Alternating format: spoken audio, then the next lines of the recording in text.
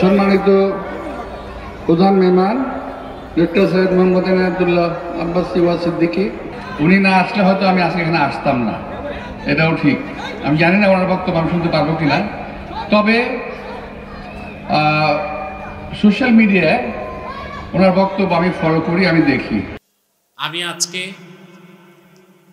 আব্বাস ভাই আমার বক্তব্য শোনেন, আর আমি আজকে ওনার বক্তব্য থেকে বুঝতে পারলাম ইসলামের প্রতি তার দরদ আছে, আলহামদুলিল্লাহ।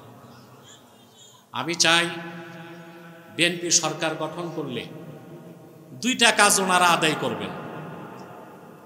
একটা হচ্ছে কাদিয়ানীদেরকে রাষ্ট্রীয়ভাবে অমুসলিম ঘোষণার দাবি আদায় করবে।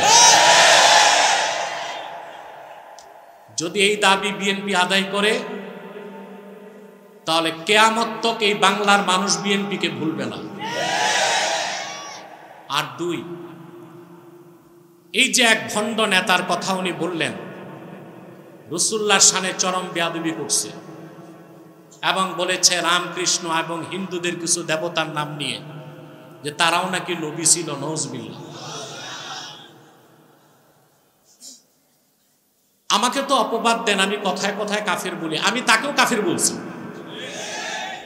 তওবা করতে বলছি, সে তওবা করে নাই। অথচ কুলাউড়াতে এক সংসদ সদস্য বিএনপির, তিনি আজান নিয়ে মন্তব্য করাতে আমি প্রতিবাদ করার পর তিনি প্রকাশ্যে ক্ষমা চেয়েছেন। হাজীগঞ্জে এক বিএনপি নেতা, তিনি একটা ভুল বক্তব্য দিয়েছিলেন পূজা মণ্ডপে, যে আমি স্টেজে তাকে সংশোধন করেছি এবং প্রকাশ্যে তিনি তওবা করেছেন। কিন্তু তিনি যাদের কথা বলেছেন তারা বড় বড় কুফরি করার পরও ক্ষমা চায় না। একে তো চুরি, আবার সিনা চুরি। এই হচ্ছে এক বড় অভিশাপ বাংলাদেশে।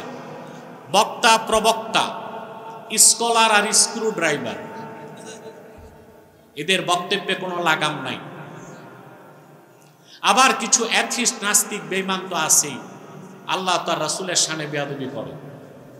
আমি চাই ওনারা সরকার গঠন করলে আল্লাহ তার রাসূলের শানে যারাই বেয়াদবি করবে তাদেরকে শাস্তির আওতায় আনতে হবে। এটাও আমি ওনাকে বলে রাখলাম। এবার উনি ব্যস্ত মানুষ, ওনার যাওয়ার অনুমতি আছে। সম্মানিত সুধী, আপনারা সুশৃঙ্খলতা রক্ষা করবেন।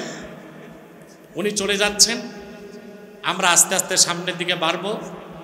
আর পাশের পথটাকে ছেড়ে দেন যেন সহজে তিনি বেরিয়ে যেতে পারেন। প্রাণ খুলে আমরা জিকির করে নিচ্ছি, লা ইলাহা ইল্লাল্লাহ, লা ইলাহা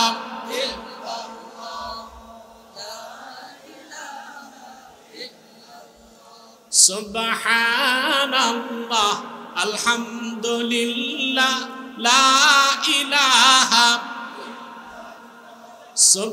সুবহানাল্লাহ, আলহামদুলিল্লাহ, লা ইলাহা ইল্লাল্লাহ, লা ইলাহা ইল্লাল্লাহ, সুবহানাল্লাহ,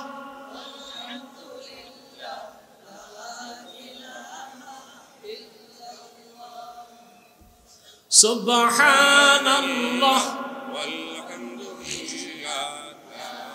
বসো সব।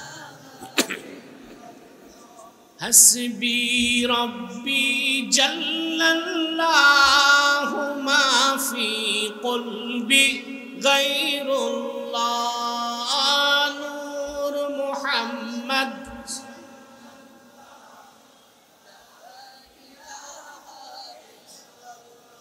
সুবহানাল্লাহ, আলহামদুলিল্লাহ,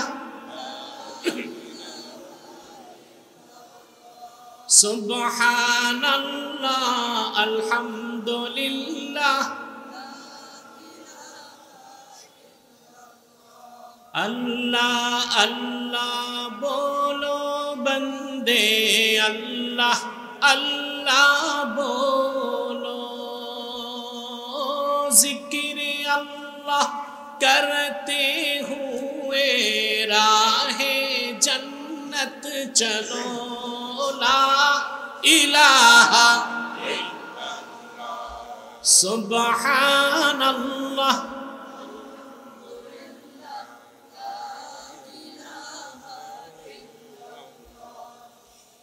লা ইলাহা ইল্লাল্লাহ মুহাম্মাদুর রাসূলুল্লাহ সাল্লাল্লাহু আলাইহি ওয়াসাল্লাম।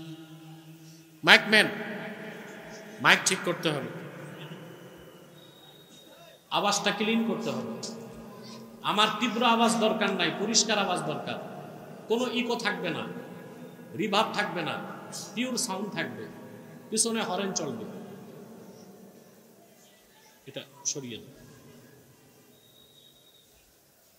সম্মানিত সুধী, আমরা এখানে আসতে পেরে খুশি না বেজার? পার্থিব জাগতিক আর্থিক রাজনৈতিক কোনো স্বার্থে আমরা আসি নাই। ঠিকটা ঠিক মতো হলো না।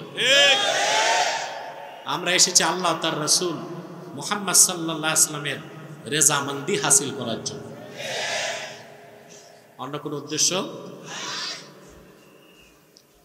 আমরা এখানে ওয়াজ শুনতে এসেছি, আমাদের সম্মান আল্লাহ বাড়াই দিয়েছেন, বাড়িয়েছেন না? আমরা দেখেছি মাহফিলে এসেছি, মাটিতে পা রেখেছি, আদতে আমরা ফেরেশতাদের পাখার উপর পা রেখেছি, ঠিক কিনা? ওয়া ইন্নাল মালাইকাতা লাতাদাউ আজনিহাতাহা রিদান লিতালিবিল ইলম। সাউন্ডটা ক্লিন হচ্ছে না, পরিষ্কার আওয়াজ লাগবে।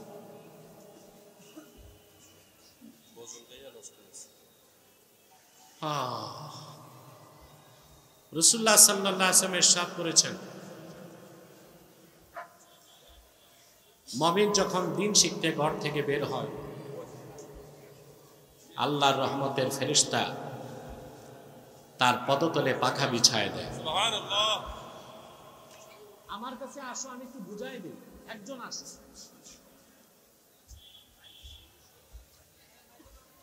স্বেচ্ছাসেবক, স্বেচ্ছাসেবক, তোমরা যে বাচ্চাদের আওয়াজ বন্ধ করো, ডান পাশে, ডানে বামে কোনো শব্দ হবে না। সাউন্ডটা ক্লিন হচ্ছে না কেন?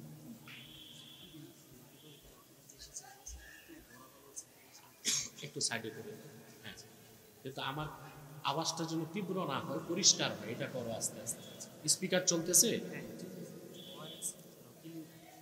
প্রিয় বন্ধুগণ, তা আমরা যে আসলাম, বসলাম, আল্লাহ সম্মান দিচ্ছেন না? আমরা খুশি না বেজার? মাহফিলে বসার সাথে সাথে জিন্দিগির সগীরা গুনাহগুলো আল্লাহ মাফ করে দিয়েছেন। একটু পরে আমরা মুনাজাত করব। মুনাজাতটা হবে বিদায় মুনাজাত। ওই মুনাজাতে তওবা যদি কবুল হয়, আল্লাহ আমাদেরকে শিশুর মতো নিষ্পাপ করে দিবেন। এতে আমরা খুশি না বেজার? আল্লাহ ভালোবেসেছেন বলেই দ্বীনের পথে আসতে দিয়েছেন।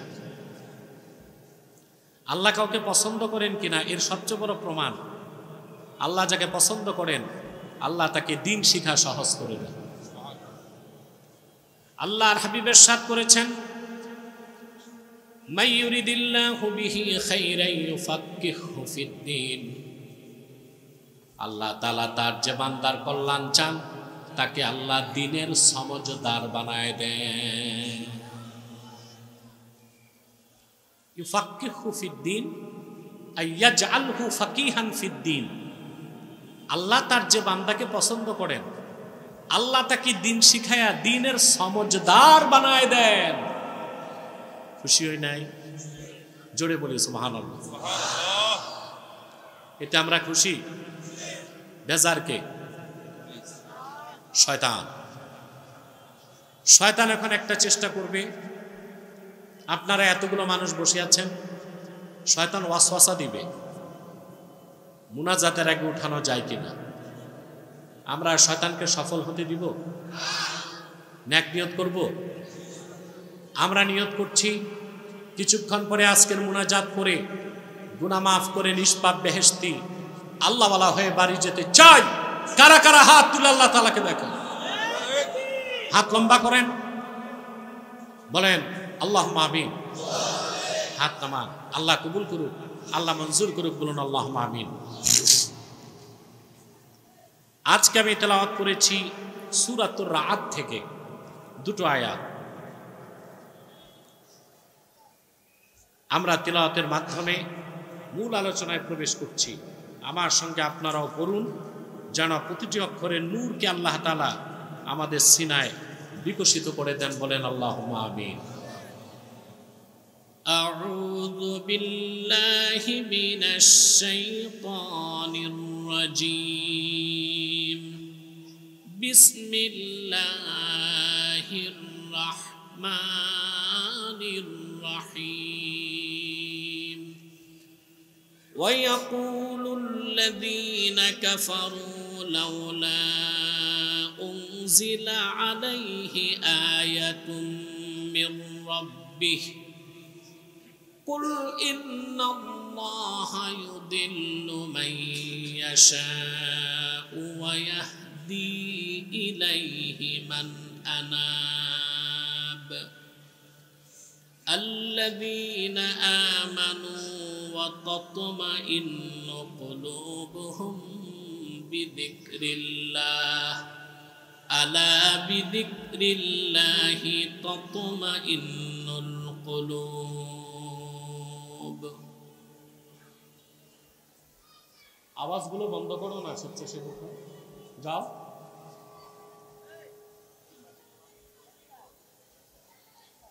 আল্লাহ তাআলা বলেন ওয়ায়াকুলুল্লাযীনা কাফারু, যারা কুফর করেছে কাফের, তারা বলে লাউলা উনজিলা আলাইহি আয়াতুম মিন রাব্বিহ, যদি মুহাম্মদ সাল্লাল্লাহু আলাইহি ওয়াসাল্লামের কাছে আল্লাহর পক্ষ থেকে কোনো নিদর্শন আসতো। জবাবে আল্লাহ বলেন, প্রিয় হাবিব, কোরআনের মতো এত বড় নিদর্শন দেখার পরও যারা ঈমান আনে না, কোন নিদর্শন দেখার মাধ্যমে তারা ঈমান আনতে পারে না। আপনি বলে দিন, কুল ইন্নাল্লাহা ইউদিল্লু মান ইয়াশাউ ওয়া ইয়াহদি ইলাইহি মান আনাব। আপনি বলুন, নিশ্চয় আল্লাহ যাকে ইচ্ছা তাকে আপন রহমত থেকে দূরে সরিয়ে দেন, তখন সে পথভ্রষ্ট হয়ে যায়। ওয়াইয়াহদি ইলাইহি মান আনাব, আর বিনয়ের সাথে যে এগিয়ে আসে আল্লাহর দিকে, আল্লাহ তারে হেদায়েত করে মঞ্জিলে মাকসুদে পৌঁছায় দেন। সুবহানাল্লাহ। কাদেরকে আল্লাহ হেদায়েত করে হেদায়েতের চূড়ান্ত মঞ্জিলে পৌঁছান? আল্লাযীনা আমানু ওয়া তাতমাইন্নু কুলুবুহুম বিযিকরিল্লাহ আলা বিযিকরিল্লাহি তাতমাইন্নুল কুলুব। যারা ঈমান এনেছে আর আল্লাহর জিকিরে যাদের অন্তরসমূহ প্রশান্ত হয়ে যায়। সুবহানাল্লাহ বলবেন না? সুবহানাল্লাহ।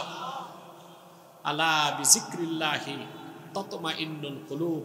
সাবধান, জেনে রেখো, নিশ্চয়ই একমাত্র আল্লাহর জিকিরেই মুমিনদের অন্তরসমূহ প্রশান্তি লাভ করে। বলেন সুবহানাল্লাহ।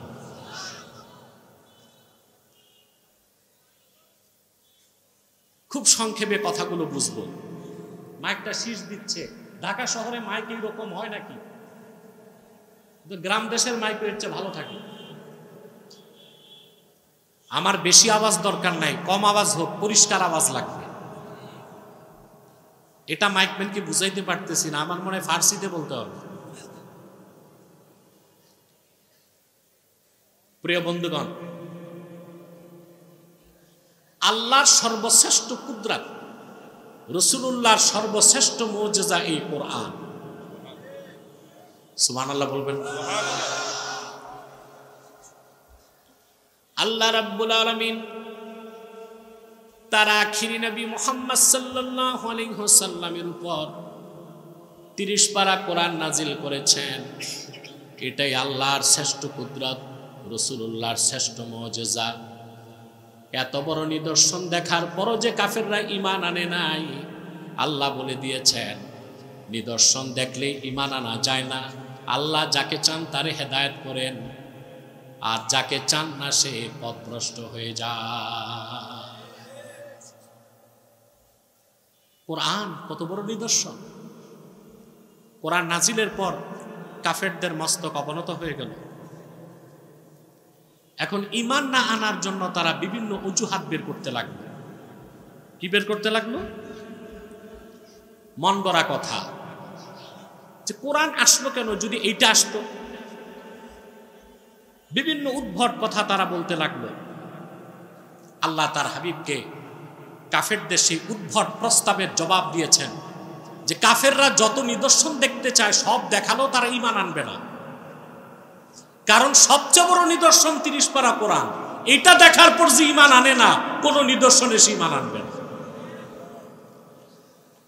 আল্লাহ তাআলা বলেন, ওয়ালাউ আন্নানা নাযালনা ইলাইহিমুল মালাইকাতা ওয়া কাল্লামাহুমুল মাউতা ওয়া হাশারনা আলাইহিম কুল্লা শাইইন ক্বাবলাম মা কানু লিয়ুমিনু ইল্লা আন ইয়াশা আল্লাহ ওয়ালাকিন্না আকসারাহুম ইয়াজহালুন।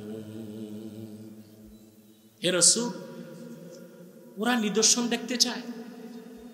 ওয়ালাউ আন্নানা নাযালনা ইলাইহিমুল মালায়েকা, যদি অবিশ্বাসী আবু জাহেল সহ যত কাফের আছে এদের কাছে যদি আমি আকাশ থেকে ফেরেশতা নামাই, ওয়া কাল্লামাহুমুল মাউতা, আর মৃত লাশ কবর থেকে উঠে যদি তাদের সাথে কথা বলে, ওয়া হাশারনা আলাইহিম কুল্লা শাইইন কুবুলা, আর যা কিছু নিদর্শন দেখতে চায় সব যদি তাদের সামনে উপস্থিত করি, আল্লাহ যাকে চান তাদের মধ্যে তারা ছাড়া বাকিরা ঈমান আনবে।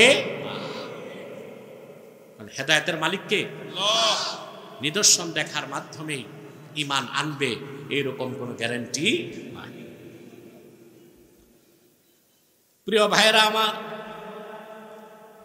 কোরআনের মতো নিদর্শন পাবার পরও ঈমান যারা আনে না, তাদের ব্যাপারে আল্লাহ রাব্বুল আলামিন বলেন, ইন্নাল্লাযীনা হাক্কাত আলাইহিম কালিমাতু রাব্বিকা লা ইউমিনুন ওয়ালাউ জাআতহুম কুল্লু আয়াতিন হাত্তা ইয়ারাউল আযাবাল আলীম।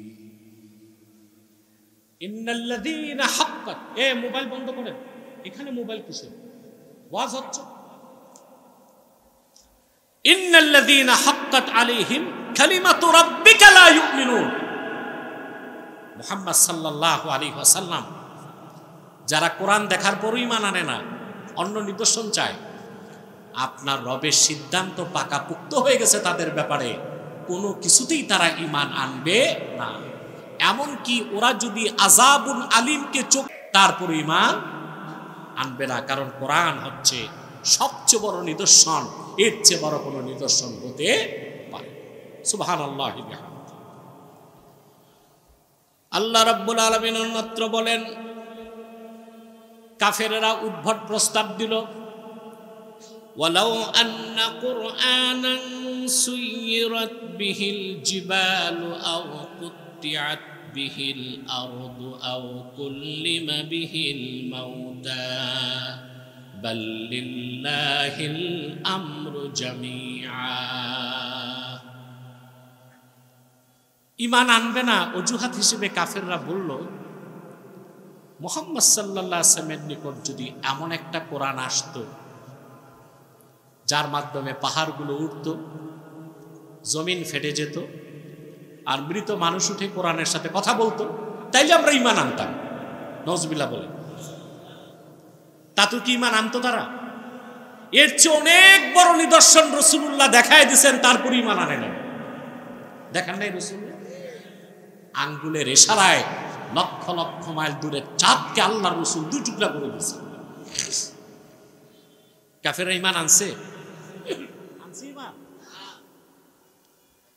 হাদিস সাক্ষ্য দেয়, মক্কা শরীফে একটা পাহাড় আছে, তার নাম আবু কুবাইস। কি নাম? হাদিস শরীফে এসেছে, আউয়ালু জাবালিন খালাকাহুল্লাহু ফিল আরদে আবা কুবাইস। এই পৃথিবীতে প্রথম আল্লাহ যে পাহাড়টা বানাইছেন ওটার নাম আবু কুবাইস। এটাকে বলা হয় উম্মুল জিবাল। কাবা শরীফের একদম কাছে বাদশাহ বাড়ি বানাইছে।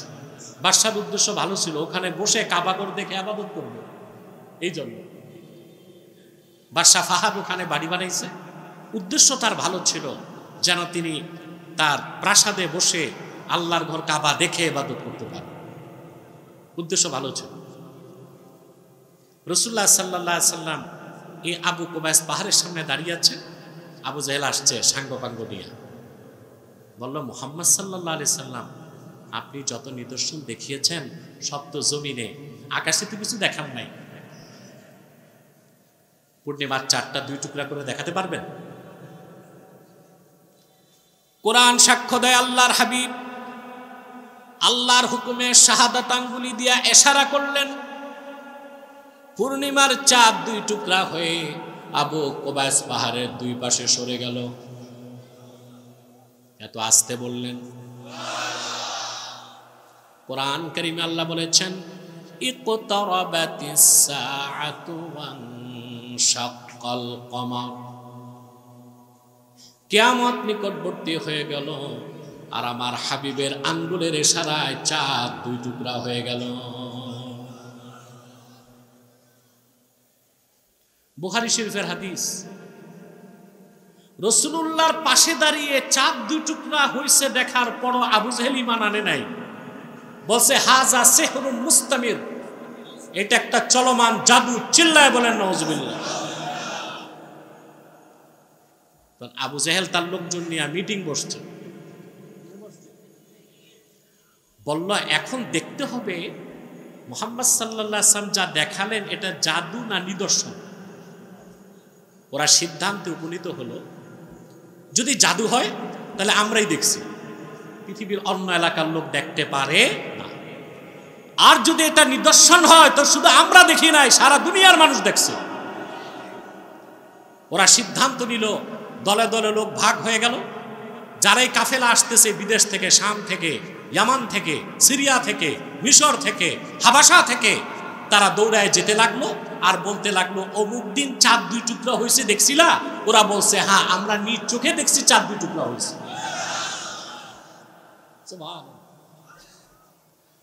শুধু আরবের মানুষই দেখে নাই।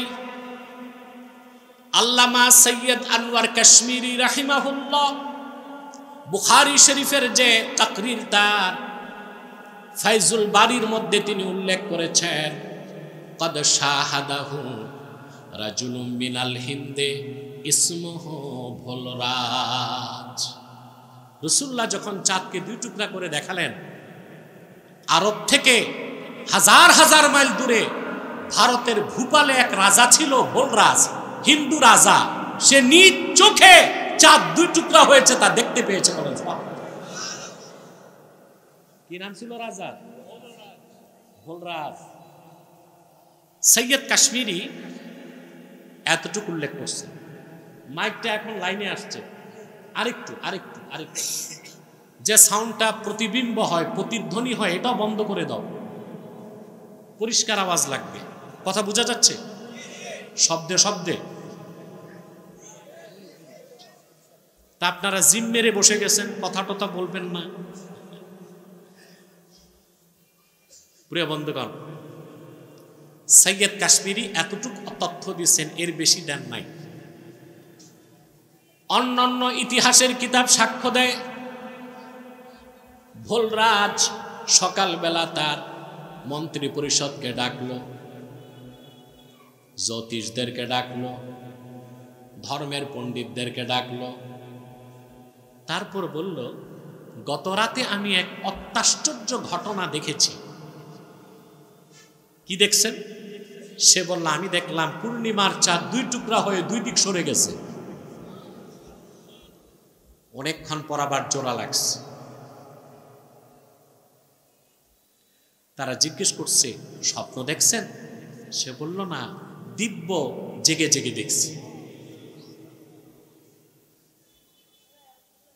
ধর্মবেত্তারা বসলো, ধর্মগ্রন্থ গবেষণা করে ওরা বলল যা দেখছেন ঠিক দেখছেন। বলে তার মানে? বলে আমাদের ধর্মগ্রন্থে ভবিষ্যৎবাণী আছে তাম পৃথিবীর মানুষের মুক্তির জন্যে আল্লাহর আখির নবী মুহাম্মদ সাল্লাল্লাহু আলাইহি ওয়াসাল্লাম মক্কায় আগমন করবেন। কাফেরদের চ্যালেঞ্জের জবাবে তিনি চাঁদকে 2 টুকরা করে দেখাবেন। গত রাতে সেই ঘটনা ঘটেছে, আর আপনি সেই সৌভাগ্যবান যে নিজ চোখে দেখতে পেয়েছেন। ইতিহাস বলে পরবর্তীতে ভোলরাজ তার পরিবার পরিজন নিয়ে আরবে যে রাসূলুল্লাহর কাছে ইসলাম গ্রহণ করে মুসলমান হয়ে গেছে। এখন আপনাদের কাছে আমার প্রশ্ন, আবু জেহেল তো রাসূলুল্লাহর পাশে দাঁড়ায় দেখছে, কথা বলেন, মুসলমান হয়েছে? তো ওরা যত নিদর্শন দেখতে চেত সবও যদি আল্লাহ দেখাইতেন মুসলমান হইতো? সে কথাটাই আল্লাহ বলেছেন, প্রিয় হাবিব, وَيَقُولُ الَّذِينَ كَفَرُوا لَوْلَا أُنْزِلَ عَلَيْهِ آيَةٌ مِّن رَّبِّهِ। কাফেরেরা অজুহাত হিসেবে বলে মুহাম্মদ সাল্লাল্লাহু আলাইহি ওয়াসাল্লামের নিকট কোন নিদর্শন যদি আসতো, আসল কথা তারা হেদায়েত পাবে না, ঈমান আনবে না। সব নিদর্শন দেখালো, ঈমান আনবে না।